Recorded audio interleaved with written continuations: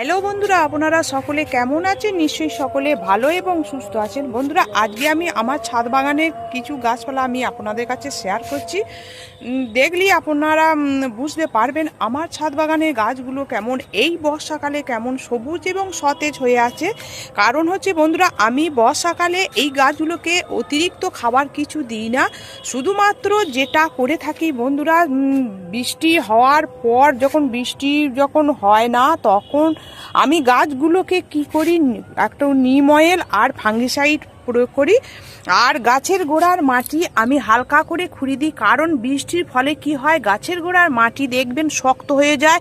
তার ফলে কি হয়, শিকড় ঠিক মতন চলাচল করতে পারে না। শিকড় চলাচল যদি না করতে পারে বন্ধুরা, তাহলে কি হবে, গাছটার বৃদ্ধি থেমে যাবে এবং ভেতরে অক্সিজেন বাতাসও চলাচল করতে পারে না। তাই অবশ্যই আপনারা বৃষ্টি হওয়ার পর গাছ যখন রোদ উঠবে কয়েকদিন পর আপনারা অবশ্যই গাছের গোড়ার মাটি হালকা করে খুঁড়ে দেবেন, তাহলে খাবারটাও গ্রহণ করতে গাছের সুবিধা হবে।